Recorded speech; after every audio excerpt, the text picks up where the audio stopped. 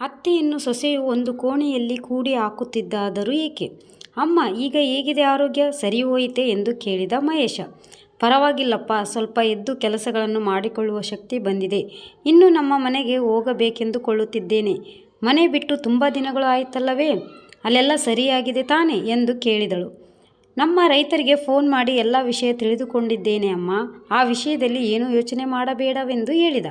ಪುನಃ ನೀನು ಇಲ್ಲಿಗೆ ಯಾವಾಗ ಬರುತ್ತೀಯೋ ಅದಕ್ಕೆ ನಿನಗೆ ಇಲ್ಲಿನ ಸುತ್ತಮುತ್ತಲಿನ ಪುಣ್ಯಕ್ಷೇತ್ರಗಳನ್ನು ತೋರಿಸಬೇಕೆಂದುಕೊಂಡಿದ್ದೇನೆ. ಅವೆಲ್ಲ ನೋಡಿದ ಮೇಲೆ ಊರಿಗೆ ಹೋಗು ಎಂದ. ಸರಿ, ನಿನ್ನಿಷ್ಟ. ಇಷ್ಟು ವರ್ಷ ಮಾನವ ಸೇವೆಯೇ ಮಾಧವ ಸೇವೆ ಎಂದುಕೊಂಡು ಬಡ ವಿದ್ಯಾರ್ಥಿಗಳನ್ನು ಪೋಷಿಸುತ್ತಾ ಇದ್ದುದರಲ್ಲೇ ಸ್ವಲ್ಪ ನಿಮಗಾಗಿ ಕೂಡಿಟ್ಟು ಉಳಿದಿದ್ದನ್ನು ಅವರುಗಳ ಅಭಿವೃದ್ಧಿಗಾಗಿ ಖರ್ಚು ಮಾಡಿ ಅವರನ್ನು ಉಪಯುಕ್ತರನ್ನಾಗಿ ಮಾಡಿದ್ದೇನೆ.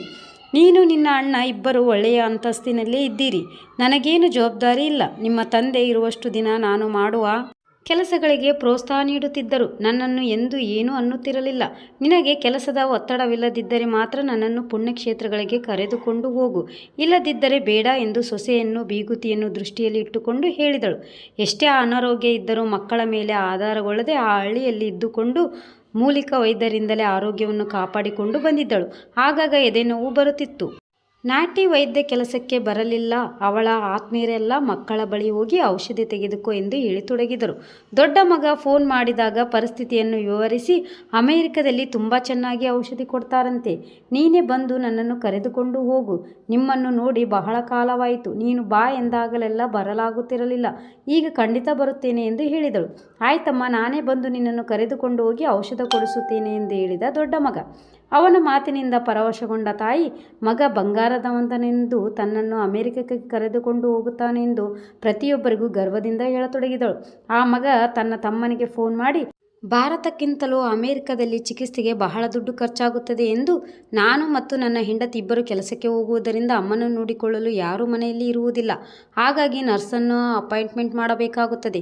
ಆಗ ನಮ್ಮ ಸಂಪಾದನೆಯೆಲ್ಲ ಅರ್ಧ ಭಾಗದಷ್ಟು ಅಮ್ಮನಿಗೆ ಖರ್ಚಾಗುತ್ತದೆ ಎಂದು ಹೇಳಿದ. ಅಷ್ಟೇ ಅಲ್ಲದೆ ಆಫೀಸಿನಿಂದ ಬಂದು ಅಮ್ಮನನ್ನು ನೋಡಿಕೊಳ್ಳುವುದು ಕಷ್ಟ. ನಾನು ಸ್ವಲ್ಪ ಹಣ ಕಳಿಸುತ್ತೇನೆ. ಹೇಗೋ ನೀನು ಅಲ್ಲೇ ಔಷಧಿ ಕೊಡಿಸು. ಹಣ್ಣೆಲೆಯಾಗಿರುವ ಅಮ್ಮನಿಗಾಗಿಯೇ ಕಷ್ಟಪಟ್ಟು ಅಷ್ಟೊಂದು ಹಣ ಖರ್ಚು ಮಾಡುವುದು ನನಗೆ ಇಷ್ಟವಿಲ್ಲ ಎಂದ. ಅದು ಅಮೆರಿಕದ ಸಂಪ್ರದಾಯದಲ್ಲಿ ಹೇಳಿದ. ಅಣ್ಣನ ಮಾತುಗಳಿಗೆ ಆಶ್ಚರ್ಯಗೊಂಡ ತಮ್ಮ ಅವನಿಗೆ ಇಷ್ಟವಾದ ಹುಡುಗಿಯನ್ನು ಪ್ರೀತಿಸಿ ಮದುವೆ ಮಾಡಿಕೊಂಡು ಮನೆ ಅಳಿಯನಾಗಿದ್ದರೂ ಭಾರತೀಯ ಸಂಪ್ರದಾಯವನ್ನು ಇನ್ನೂ ಮರೆಯದಿದ್ದರಿಂದ ಅಮ್ಮನ ಮಮತೆ ಅನುರಾಗ ನೆನಪಾಗಿ ತಾಯಿಯನ್ನು ಕರೆತಂದು ತನ್ನ ಬಳಿಯಲ್ಲಿ ಇರಿಸಿಕೊಂಡು ಎಲ್ಲ ಪರೀಕ್ಷೆಗಳನ್ನು ಮಾಡಿಸಿದ. ನಿಮ್ಮಣ್ಣ ಬಂದು ಕರೆದುಕೊಂಡು ಹೋಗ್ತಾನಲ್ಲ, ನಿನಗೇಕಪ್ಪ ಈ ಕಷ್ಟ ಎಂದು ಕೇಳಿದಳು. ಮೊದಲು ಇಲ್ಲಿ ಎಲ್ಲ ಪರೀಕ್ಷೆಗಳನ್ನು ಮಾಡಿಸಿದರೆ ಆ ಫಲಿತಾಂಶದ ಪ್ರಕಾರ ಅಗತ್ಯವಾದರೆ ಅಲ್ಲಿಗೆ ಕರೆದುಕೊಂಡು ಹೋಗುತ್ತೇನೆ ಎಂದು ಸಮಾಧಾನ ಹೇಳಿದ. ದೊಡ್ಡ ಮಗ ತಲೆಗೆ ಕೊಳ್ಳಿ ಇಟ್ಟು ನರಕದಿಂದ ತಪ್ಪಿಸುವವ. ವಿದೇಶದಲ್ಲಿದ್ದರೂ ತನ್ನ ಕರ್ತವ್ಯವನ್ನು ತಾನು ನಿರ್ವಹಿಸುತ್ತಿದ್ದನಲ್ಲ. ಕೊನೆಗಾಳಿಗೆ ಅವನ ಹತ್ತಿರ ಇದ್ದರೆ ತುಳಸಿ ತೀರ್ಥವನ್ನ ಬಾಯಿಗೆ ಹಾಕುತ್ತಾನಲ್ಲವೇ? ಒಮ್ಮೆ ಅವನ ಬಳಿಗೆ ಹೋಗಬೇಕೆನಿಸುತ್ತದೆ ಎಂದು ಮಗನನ್ನು ಬೇಡುವಂತೆ ಕೇಳಿಕೊಂಡಳು.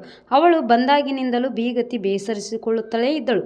ಈ ಹಳ್ಳಿಯವಳು ನಮ್ಮ ಅಂತಸ್ತಿಗೆ ಸರಿಯಿಲ್ಲವೆಂದು ಮನೆಯಲ್ಲಿನ ಒಂದು ಮೂಲೆಯಲ್ಲಿರುವ ಕೋಣೆಯನ್ನು ಅವಳಿಗೆ ಬಿಟ್ಟು ಕೊಡುತ್ತಿದ್ದಳು.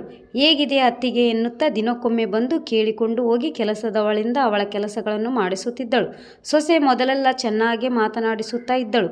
ಆದರೆ ಬರುತ್ತಾ ತಾಯಿಯ ಬೋಧನೆಯಿಂದ ಕೆಲ ದಿನಗಳಲ್ಲಿ ಅತ್ತೆಗೆ ವಿರುದ್ಧವಾದಳು. ಮೊಮ್ಮಕ್ಕಳನ್ನು ಪಕ್ಕದಲ್ಲಿ ಮಲಗಿಸಿಕೊಂಡು ಕತೆಗಳು ಹಾಡುಗಳನ್ನು ಹೇಳಿಕೊಡಬೇಕೆಂಬ ಅವಳ ಆಸೆ ನಿರಾಸೆಯಾಯಿತು. ಮೊದಲೇ ಅನಾರೋಗ್ಯದವಳು. ಅವಳ ಕೆಮ್ಮು ಸೀನು ಮನೆಯವರಿಗೆಲ್ಲ ಅಂಟಿಕೊಳ್ಳುತ್ತಿದೆ. ಮಕ್ಕಳನ್ನು ಮಾತ್ರ ಅವಳ ಬಳಿಗೆ ಹೋಗದಂತೆ ನೋಡಿಕೊ ಎನ್ನುತ್ತಾ ಮಗಳಿಗೆ ಎಚ್ಚರಿಕೆ ನೀಡಿದ್ದಳು. ಭವಿಷ್ಯತ್ತಿನಲ್ಲಿ ತನಗೆ ಎಂತಹ ರೋಗವೂ ಬರುವುದಿಲ್ಲ ಎನ್ನುವಂತೆ ಆ ಬೀಗತಿ ಇದ್ದಳು. ಅಜ್ಜಿಯನ್ನು ತಮ್ಮ ಮಕ್ಕಳು ಅವಳ ಬಳಿಗೆ ಹೋಗುತ್ತಿದ್ದರೂ ತಾಯಿಯ ಮಾತನ್ನು ಮೀರದ ಮಕ್ಕಳು ತನ್ನ ಮಕ್ಕಳನ್ನು ಅತ್ತೆಯ ಬಳಿಗೆ ಕಳಿಸದೆ, ಅಜ್ಜಿಗೆ ವಿಶ್ರಾಂತಿ ಬೇಕೆಂದು ಡಾಕ್ಟರ್ ಹೇಳಿದ್ದಾರೆ, ನೀವು ತೋಟದಲ್ಲಿ ಆಡಿಕೊಳ್ಳಿ ಎನ್ನುತ್ತಾ ಅತ್ತೆಯನ್ನು ಮಲಗಳು ಹೇಳಿ ಕೋಣೆಯ ಬಾಗಿಲನ್ನು ಹಾಕಿಬಿಡುತ್ತಿದ್ದಳು. ಬಾಗಿಲನ್ನು ಹಾಕಿ ಇದನ್ನು ನೋಡಿದ ಮೊಮ್ಮಕ್ಕಳು ಒಂದು ಕ್ಷಣ ನಮ್ಮಜ್ಜಿ ಒಬ್ಬರೇ ಕೋಣೆಯಲ್ಲಿ ಹೇಗೆ ಕಾಲ ಕಳೆಯುತ್ತಾರೆ ಎಂದು ಯೋಚಿಸತೊಡಗಿದರು. ಆ ಮೊಮ್ಮಕ್ಕಳು ತಮ್ಮ ತಾಯಿ ಮತ್ತು ಅಜ್ಜಿ ಇಲ್ಲದ ಸಮಯದಲ್ಲಿ ಆ ಅಜ್ಜಿಯ ಜೋಡಿ ಸಮಯ ಕಳೆಯುತ್ತಿದ್ದರು. ಸಂತೋಷದಿಂದ ಮೂವರು ಆಡಿಕೊಳ್ಳುತ್ತಿದ್ದರು. ಮಧ್ಯೆ ತಾಯಿ ಮಗಳು ಬಂದರೆ, ಇವರ ಬಳಿಗೆ ಬಂದು ಅನಾರೋಗ್ಯದಿಂದ ಇರುವ ನೀವು ಹೀಗೆ ಹೊರಗೆ ಗಾಳಿಯಲ್ಲಿ ಬಂದರೆ ಹೇಗೆ ಎನ್ನುತ್ತಾ ನಯವಾದ ಮಾತನಾಡಿ ಅವಳನ್ನು ಮಕ್ಕಳಿಂದ ದೂರ ತಂದು ಕೋಣೆಯೊಳಗೆ ಬಿಡುತ್ತಿದ್ದರು. ಮನಸ್ಸಿನಲ್ಲಿನ ನೋವನ್ನು ತಡೆಯಲಾರದೆ, ನನಗೇನು ಅಂಟುವ್ಯಾಧಿ ಇಲ್ಲವಮ್ಮ, ಸ್ವಲ್ಪ ಹೊತ್ತು ಮಕ್ಕಳೊಂದಿಗೆ ಆನಂದದಿಂದ ಆಡಿಕೊಂಡರೆ ಅನಾರೋಗ್ಯ ದೂರ ಓಡಿ ಹೋಗುತ್ತದೆ. ಬಿಡಮ್ಮ ಎಂದು ಕೇಳಿಕೊಳ್ಳುತ್ತಿದ್ದಳು. ಇವೆಲ್ಲ ಮಗನಿಗೆ ಹೇಳಿ ಮನೆಯಲ್ಲಿ ಗಲಾಟೆ ಎಬ್ಬಿಸುವುದಕ್ಕೆ ಇಷ್ಟವಲ್ಲದೆ ತನ್ನಲ್ಲೇ ತಾನೇ ನೊಂದುಕೊಳ್ಳುತ್ತಾ ಅವನ್ನೆಲ್ಲ ಮರೆಯಲು ಪ್ರಯತ್ನಿಸುತ್ತಿದ್ದಳು. ತಾಯಿಗೆ ಎಲ್ಲ ಪರೀಕ್ಷೆಗಳನ್ನು ಮಾಡಿಸಿ ಡಾಕ್ಟರ್ ಹೇಳಿದ ವಿಷಯವನ್ನು ಕೇಳಿ ತಾಯಿಗೆ ಏನು ಹೇಳಬೇಕು ತಿಳಿಯದೆ ಗಲಿಬಿಲಿಗೊಂಡು ಹೆಂಡತಿಗೆ ಮತ್ತು ಹೆಂಡತಿಯ ತಾಯಿಗೆ ಆ ವಿಷಯವನ್ನು ಹೇಳಿದ. ಆಕೆ ನೋಡಿದರೆ ಇರುವುದನ್ನೆಲ್ಲ ಖರ್ಚು ಮಾಡಿ ದೊಡ್ಡ ಮಗನಿಗೆ ಚೆನ್ನಾಗಿ ಓದಿಸಿ ವಿದೇಶಕ್ಕೆ ಕಳಿಸದೆ ನಿನಗೆ ಡಿಗ್ರಿ ಓದಿಸಿ ಸುಮ್ಮನಾದಳು. ಜೊತೆಗೆ ದಾನ ಧರ್ಮ ಬೇರೆ. ನೀನು ನನ್ನ ಮಗಳನ್ನು ಮದುವೆಯಾಗಿದ್ದರಿಂದ ಇಂದು ಆಯಾಗಿ ಕಾರಿನಲ್ಲಿ ತಿರುಗಾಡುತ್ತಿರುವೆ. ಈಗಾಗಲೇ ನಿಮ್ಮಮ್ಮನ ಪರೀಕ್ಷೆಗಳಿಗೆ ಬೇಕಾದಷ್ಟು ದುಡ್ಡು ಖರ್ಚು ಮಾಡಿದೆ. ಇನ್ನು ಹೃದಯದ ಆಪರೇಷನ್ ಎಂದರೆ ತಮಾಷೆ ಏನು? ಅದು ಲಕ್ಷಗಟ್ಟಲೆ ಕೂಡಿದ ಕೆಲಸ. ಇನ್ನು ಆಕೆ ಬದುಕಿ ಯಾರನ್ನು ಉದ್ಧರಿಸಬೇಕಾಗಿದೆ? ಇವೆಲ್ಲ ನನ್ನ ಹಣ ಎಂಬ ವಿಷಯವನ್ನು ಮರೆಯಬೇಡಪ್ಪ ಅಳಿಯ ಎಂದು ನಿಷ್ಠುರದಿಂದಲೇ ಹೇಳಿದಳು ಅವನ ಅತ್ತೆ. ಪ್ರೇಮದಲ್ಲಿ ಸಿಲುಕಿ ತಂದೆ ತಾಯಿಗಳನ್ನು ಎದುರಿಸಿ ಹಣವಿರುವ ಹುಡುಗಿಯನ್ನು ಪ್ರೇಮಿಸಿ ನಾನು ಎಂಬ ಸ್ವಾರ್ಥವಿಲ್ಲದಂತೆ ದ್ವಿಗುಣ ಲಾಭದೊಂದಿಗೆ ಬಿಸಿನೆಸ್ಸನ್ನು ನಡೆಸುತ್ತಿದ್ದ. ಬೇರೆಯವರಂತೆ ತಿಂಗಳ ಸಂಬಳವನ್ನು ತೆಗೆದುಕೊಳ್ಳುವಂತಿದ್ದರೆ ಕಷ್ಟದಿಂದ ಆದರೂ ಅಮ್ಮನನ್ನು ನೋಡಿಕೊಳ್ಳುತ್ತಿದ್ದೆ ಎಂದು ತನ್ನಲ್ಲಿ ತಾನೇ ಮನಸ್ಸಿದ್ದರೆ ಅವಳ ಆರೋಗ್ಯ ಇಷ್ಟೊಂದು ಹದಗೆಡ್ತಿದೆಯಲ್ಲ ಎಂದು ನೊಂದುಕೊಂಡನು. ಕೊನೆಯ ಕ್ಷಣದಲ್ಲಾದರೂ ಅವಳ ಆಸೆ ತೀರಿಸಬೇಕೆಂದು ಮಾರನೆಯ ದಿನ ತನ್ನ ಕಾರಿನಲ್ಲಿ ಪುಣ್ಯಕ್ಷೇತ್ರಗಳಿಗೆ ತಾಯಿಯನ್ನು ಕರೆದುಕೊಂಡು ಹೋಗುವ ಏರ್ಪಾಡು ಮಾಡಿದ. ಇನ್ನೇನು ಕಾರು ಹತ್ತಬೇಕಾದರೆ ಅತ್ತೆ ಬಂದು ಅಳಿಯಂದಿರೆ ನಾವು ಪಾರ್ಟಿಗೆ ಹೋಗಬೇಕು ಎನ್ನುತ್ತಾ ನೀವು ಬೇರೆ ಕಾರನ್ನು ಬುಕ್ ಮಾಡಿ ಹೋಗಿ ಎನ್ನುತ್ತಾ ಮಗಳನ್ನು ಮೊಮ್ಮಕ್ಕಳನ್ನು ಕರೆದುಕೊಂಡು ಹೊರಟು ಹೋದಳು. ಅತ್ತೆಯ ಮಾತುಗಳಿಂದ ದಿಗ್ಭ್ರಾಂತನಾಗಿ ನಿಂತಿದ್ದ ಮಗನ ಬಳಿ ಬಂದು ಅವಳು ನಿಜವನ್ನೇ ಹೇಳಿದಳು. ಮಗು, ನನಗೆಲ್ಲ ವಿಷಯ ಗೊತ್ತು. ಕಾಲ ನೀನು ನಿನ್ನ ಅಣ್ಣ ನನ್ನೆದೆಯ ಗೂಡು ಕಟ್ಟಿಕೊಂಡು ಇಬ್ಬರು ಎರಡು ನಾಳಗಳಾಗಿದ್ದು ಹೃದಯ ಸರಿಯಾಗಿ ಕೆಲಸ ಮಾಡುವಂತೆ ನೋಡಿಕೊಳ್ಳುತ್ತಿದ್ದಾರೆ ಎಂದುಕೊಂಡಿದ್ದೆ. ಆದರೆ ಕೈಗೆ ಸಿಗದಷ್ಟು ದೂರ ಹೋಗಿರುವ ನಿನ್ನ ಅಣ್ಣ ತನಗೆ ಆ ಕೆಲಸ ಸಾಧ್ಯವಿಲ್ಲವೆಂದು ತನ್ನ ಕೆಲಸವನ್ನು ಮರೆತು ಆ ದಾರಿಯನ್ನು ಮುಚ್ಚಿಬಿಟ್ಟ. ನಮ್ಮ ಕಾಲದಲ್ಲಿ ಹಿರಿಯರಿಗೆ ಹೆಚ್ಚಿನ ಪ್ರೇಮ ಮರ್ಯಾದೆ ಲಭಿಸುವುದರಿಂದ ಹೆಚ್ಚಿನ ಕಾಲದವರೆಗೆ ಬದುಕುತ್ತಿದ್ದರು. ಆದರೆ ಈಗ ಹಿರಿಯರು ತಮಗೆ ಅಡ್ಡಿಯಾಗುತ್ತಾರೆ ಎಂದು ಭಾವಿಸುತ್ತಾ ತಮ್ಮಿಂದ ದೂರ ತಳ್ಳುತ್ತಿದ್ದಾರೆ. ನಿನ್ನ ಮನಸ್ಸನ್ನು ಸಮಾಧಾನ ಮಾಡಿಕೊಂಡು ನನ್ನನ್ನು ಅಲ್ಲಿಗೆ ಕಳಿಸಿಬಿಡು. ಅಲ್ಲಿ ನನ್ನಿಂದ ಸಹಾಯ ಪಡೆದವರು ಎಷ್ಟೋ ಜನ ಇದ್ದಾರೆ. ಯಾರೋ ಒಬ್ಬರು ನೋಡಿಕೊಳ್ಳುತ್ತಾರೆ. ಆದರೆ ನನ್ನ ಒಂದು ಕೋರಿಕೆಯನ್ನು ಮಾತ್ರ ತಪ್ಪದೆ ನೆರವೇರಿಸು. ನಾನು ಸತ್ತರೆ ನನ್ನ ಕಣ್ಣುಗಳನ್ನು ಯಾರಿಗಾದರೂ ದಾನ ಮಾಡಿ ನನ್ನ ಶವವನ್ನು ದಹನ ಮಾಡದೆ ಅದನ್ನು ಭಾರವಾದ ಕಲ್ಲಿಗೆ ಕಟ್ಟಿ ನದಿಯ ನೀರಿನಲ್ಲಿ ಮುಳುಗುವಂತೆ ಮಾಡಿಬಿಡು.